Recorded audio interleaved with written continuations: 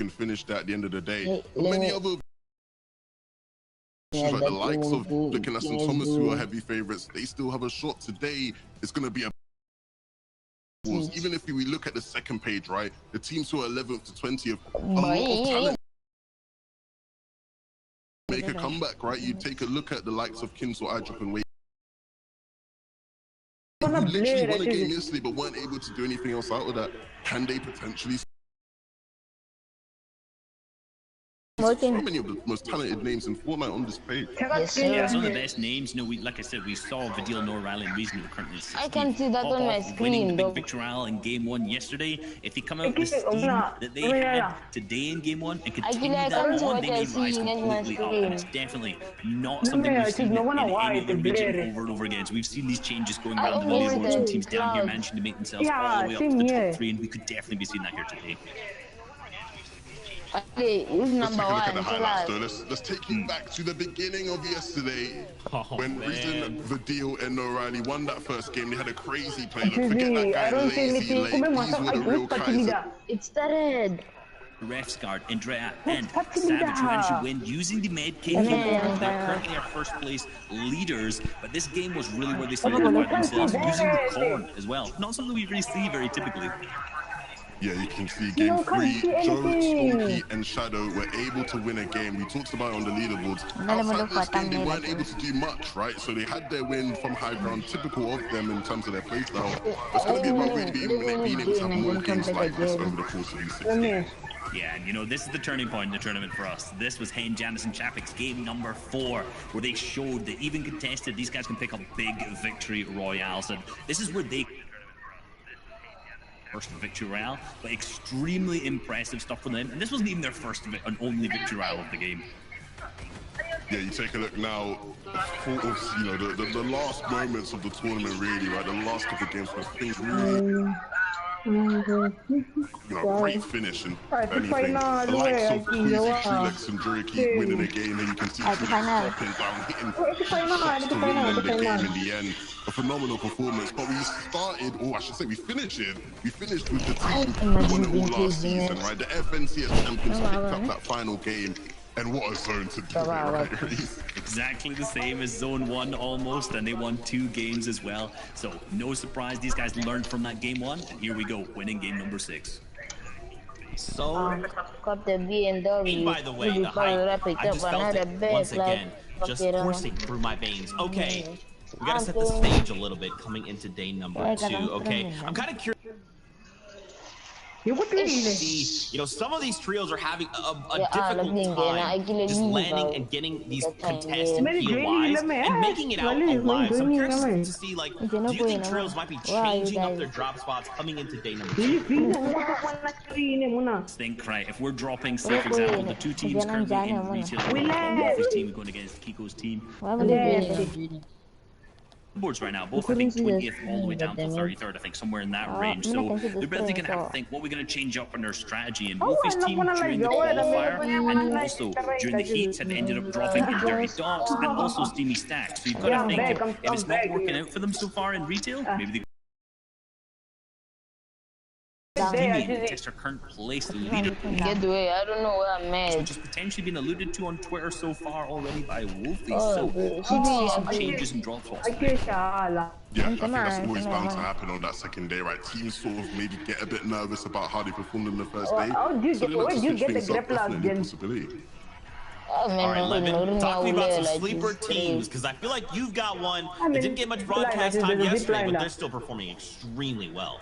Well, yeah, Zeke, there were 3 teams in the top 10 that stood out to me for contrasting reasons, right? You know, Kiriachi, Stormy, right, and Wolves over at Slurpee. Really interesting team, one of the best teams mechanically in all of Europe, and they were incredibly consistent. They played incredibly well. But one thing that stood out to me, 2.83 average eliminations.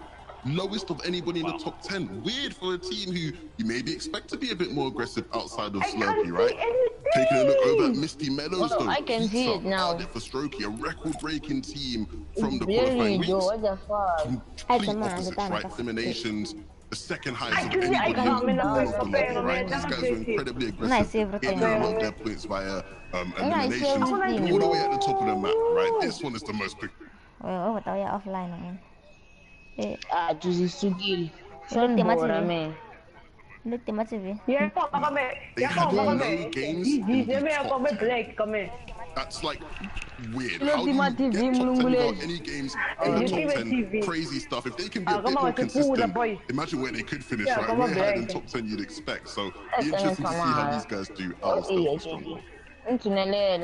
Absolutely. Now, boys, we got to talk about this, all right? Flick, Nas, Thomas HD, a trio we think can go all the way, but right now they're coming into day number 2. Dude, what do we need to change up to climb these leaderboards? Well, the big thing. Take away. We're so excited. What I was gonna really say about these guys is the big thing is, they weren't really getting too aggressive. They usually take kills like this to look for surge tags, but typically with the teams, you maybe see them get a bit deeper, maybe try and get positions a bit deeper in the zone so they have a larger range of teams to get storm surge tags. Nothing too, out of the norm, nothing too spectacular, but just a small. He's coming into day number 2 of the finals. Levin, Shayo, you both agree that Anas, Flick, and Thomas HD. This is why I brought up my point, because you do think they could go all. All the way. Yeah, I'm sticking with the boys. I think they will be hungry to finally get that FNCS championship win, and they are still poised to really, put a good performance into it. Sitting in 8th at the moment, they're still hopeful. Yep, and I've gone with Tayson, Nate, and 4ZR. These guys have fixed all their mistakes, it seems, and into yesterday, when I spoke to Tayson, he said, as soon as we get Storm Surge, we are fine, and that's exactly what they did on day 1. They did have a little bit lower average eliminations than they normally would, so if today we see them with large pop-offs, this is going to be them climbing up the leaderboards, potentially looking for that championship again. Yeah, and Sancho looks like a genius because his pick is in first right now with Refsguard, Savage, and Andretta, so if they can just stay there, Sancho's going to take it all to them.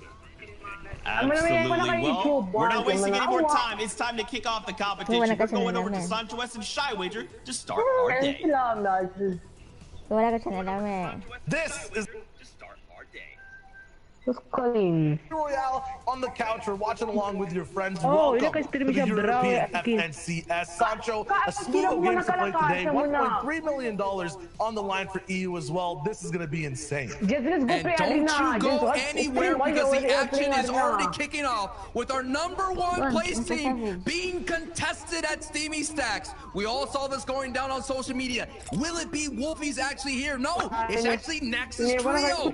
This is what we're talking about. The adjustments are already happening day 2 because $1 million+ are on the line and the championship is at stake. And here is our defending champions, Janice and Chapix, already trading between Highcrest. It is a deja vu moment, the sequel to the fireworks that we saw in day 1. Child, it's already picking up, baby. It is the FNCS EU.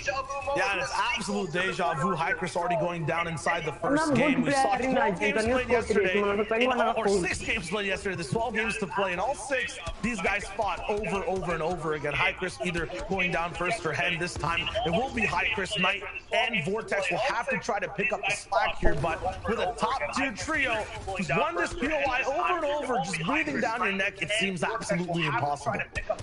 Here we go. These are very important moments. Looks like Andretta actually gets knocked, so we'll keep an eye on the feed on that here. That is our #1 team, already a knock against them. Let's go ahead and focus back in here. Chapix, Hen, on they're like basically so close to getting a repeat championship.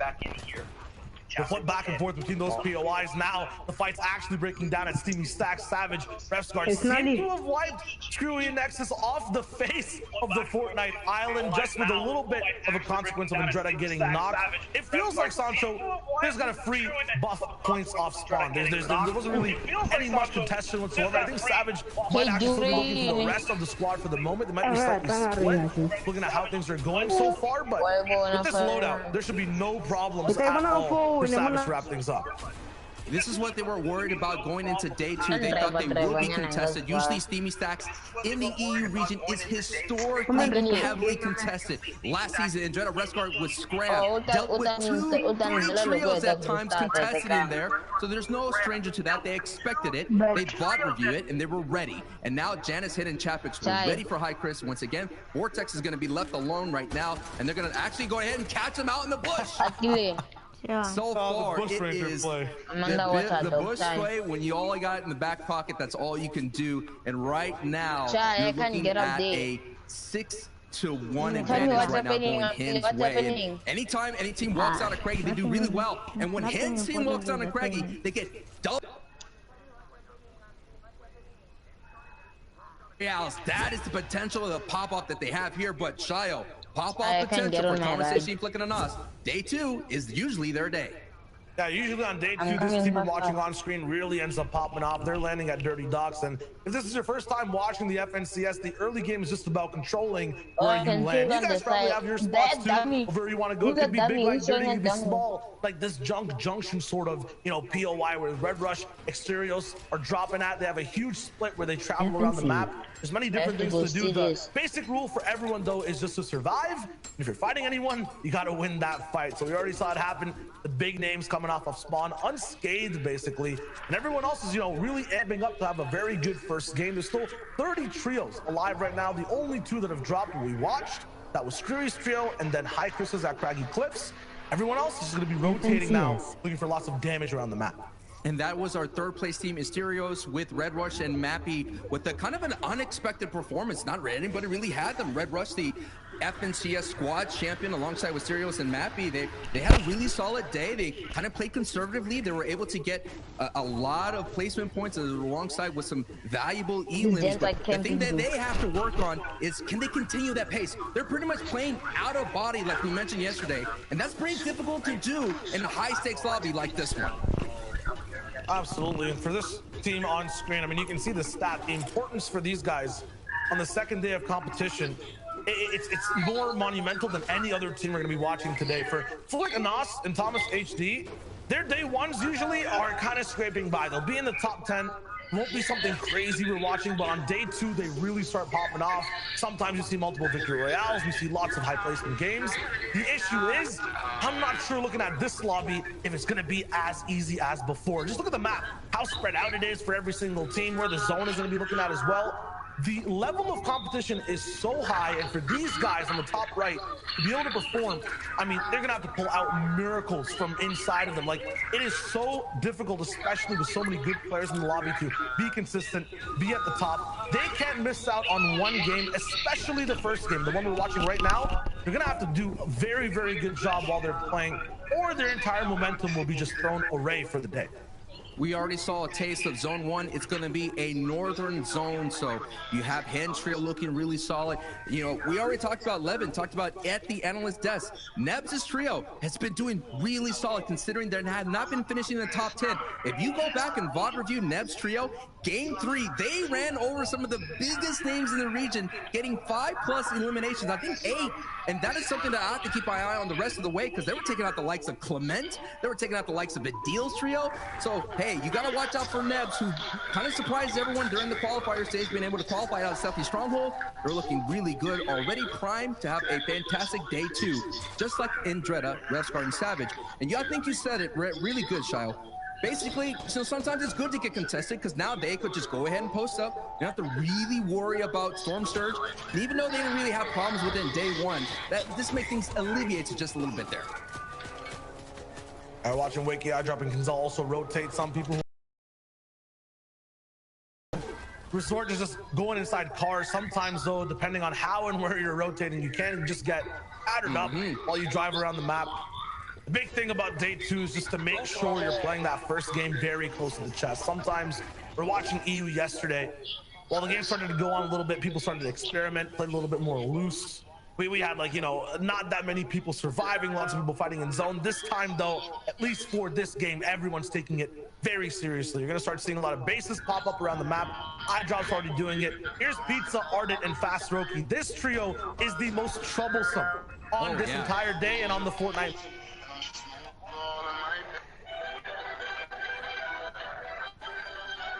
take over their position. They love the third-party fights. You can see it right now. They're bothering another trio, just trying to rotate. They have to make an entire wall just to get by this river. This is crazy. Fast Roki-hearted Pizza, especially in the end game, man, they love taking over height and just interrupting people. The crazy thing is, though, when there's no one to actually counter, they don't actually end up doing too much. They end up not having a game plan set in stone. So I hope they find a trio to kind of act off of, or they might be in trouble. Now we're taking a look at Blumi's trio, putting pressure down on Tayson's trio. Bills are on fire because the car exploded. Blumi's trio is kind of a trio that's coming from that west coast of Fort Crumpet. If you didn't watch yesterday, they've been doing solid work considering they've been avoiding a lot of the kind of the scary trios coming out of that side of the map. And they did really well. They've been around the top 10. A lot of people expected them just to be Storm Surge tags for that side of the map. But they were able to get away, make some smart rotations, rotate early, like reset how important it can be. Now, when I was watching Tayson and towards ZR, they kind of play a little bit conservative. Even though they made it to in-game, they weren't really looking for eliminations. They were just looking for placement. If they can match what we all know what they can with that Elim firepower that they do have behind their trio, they can essentially move up the leaderboard a little bit faster rather than staying kind of in the middle of the top pack. Yeah, Red Rush on their screen now, 4-0 that we were watching before. A lot of these coming first, yeah, you gotta hit these shots like Mappy is right now as well, but you have to start playing for the win. Take some risks and grab this game for your own trio. That's what I was about to ask you, Shayo. Is it just about being conservative and trying to sit off the win? You answered it right there. You gotta go for the win because no one's gonna give you the crown. You're gonna have to take it from our defending FNCS champions and Hims trio. Sometimes depending on the zone, you never know exactly. The game can give you that win. Yesterday, we saw the craziest things towards the south side. When I'm looking at the middle of the map, though, all these consistent type trios who end up playing low ground, they end up winning out the games a little bit more. It's very difficult for Hype to do much. You get bounce back zones, and they don't have that much room to end up getting eliminations. And eliminations are also a big wave and name of the game. Take these two trios, for example, as well. Trulex Squeezy on the bottom side, DKS Great and Shakaz on top. Trulex playing these end games and having the position on height. These guys controlled the game yesterday so much from the 5th zone onwards, but then basically choked after that. They could not hold on to that title spot, the big all the way up top. Maybe they can clap back today. You have to make changes. That's what Wolfies is going for on your screen right now. Actually bullying Exteriors and Mappy, but they just looking for damage. They'll move on. One mid-game fight will survive for the whole entire time. We're looking at what's happening, the adjustment.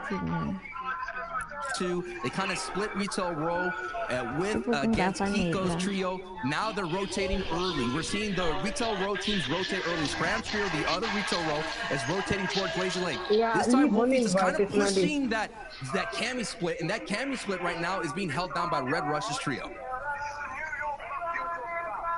We talked about early game as well in terms of how players want to, go about their game. It's about defending your drop spot. Now towards mid-game, you'll see this cooler graphic above the mini-map on the right side. It says damage threshold 121 above for Deuce. This entire mechanic is called Storm Surge. So basically, when you're rolling in this game, there's so many players that end up staying alive. You want to give these guys a challenge and make sure the entire server is staying healthy as well. So 90 players will have to drop down to 70 for this entire player threshold, and that's decided by how much damage they do. So you basically have to deal damage or you get dealt damage by this purple lightning that comes down. You'll see it in a second. Deuce is ahead of it right now. Everyone after their drop spots is playing for this Storm Surge threshold. They'll look for damage. For Deuce, long range beams over here, it's box fights between 5 different trios. Kiko, last alive on his squad. Dementos following closely behind them. This is a horror movie. He's trying to move forward. So many beams from all spots. There's an arrow in his elbow. This has to hurt. He's going down, and that's one trio taken out. Sometimes you take arrows to the shin, but there's nothing like an arrow to the elbow. That's gonna knock you down. That's gonna take you out. But now Podesai one last MXR with back like very 5. They were kind of splitting some randomness, but now maybe they could come up and kind of shake up that bottom of the board, because right now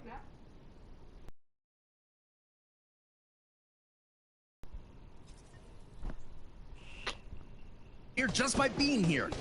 Hey, you're talking about randomness. What is this? This is, I'm counting like 7 different trios at the same time fighting in Storm. There's Fast Roki, the Interrupters, High Ground fighting Stompy right. Down below, Dementos is not stopping. Jamside is going down in the build. Oh, man. This is a crazy 6-way fight. ST's here too, making it off spawn for, I think, the first time I'm watching, and they're looking real good with this loadout.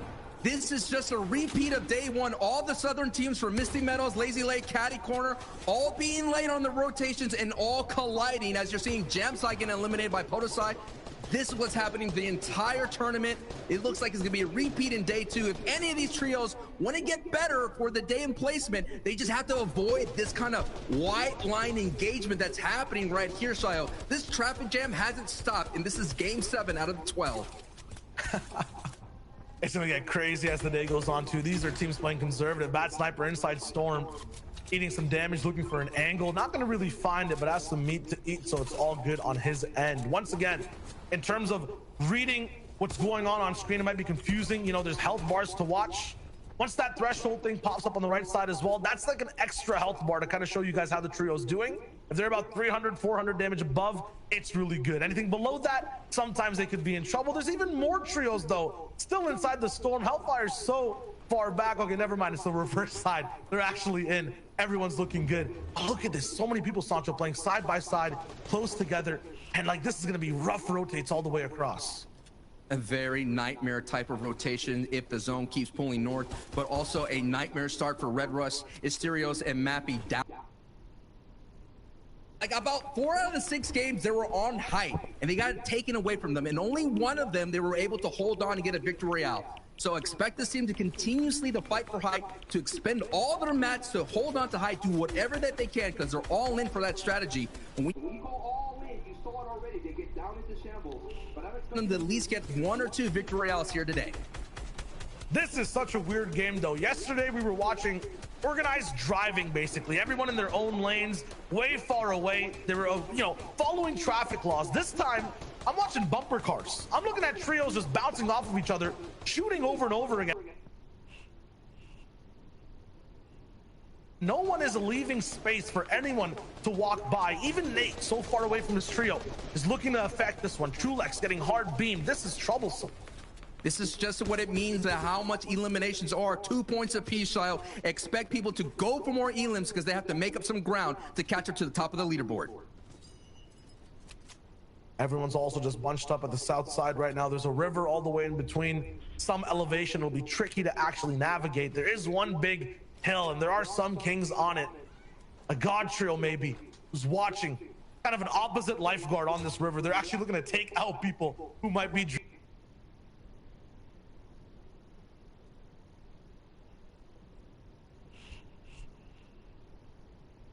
just a second. Jerky's already down, so Trulix and Queasy are already looking bad, and look at who they have to go by. Snazy, Andalex, Tooth Kiriachi, Shakel's up top. This is like playing a game on the hardest veteran difficulty, and you have no ammunition. Your movement speed is slower as well. I don't know how they're gonna get out of this one. This is gonna be a ruthless rotation. All eyes to see who could be able to look at all the hard mats already expended here, because they have been box fighting. They have been trading blows here. The entire south side of the map here in zone 4. Let's take a look at it. Yes, so many trios are on the south side here. The north side is still a little bit going to be troublesome, but not so much. And there's already a team right there in the orange in the middle of that map. They're going to have strong positioning. That is the high point of this section. But the river is available for rotations. On the top right of your screen, that is X-Squeeze's trio, who've had a rough start to their tournament run. Shifting down to Camp Cod, having trouble with Storm Surge, not being able to get what they normally do. Let's see how they do here in day 2, making those adjustments. No one's holding anything back. Stormy Red already going down. Tooth Kiriachi, they need consistent games. The reason they're inside the top 10 right now is they're really good on placement. Just like all these teams you see on your screen, they're lacking eliminations. Janice and yesterday. Low ground mountainous rotation. Every time they end up doing this, the zone plays for them. I'm not sure if this is like a rain dance, but they get every zone when they're in this position. They look good while doing it, and they end up clutching games.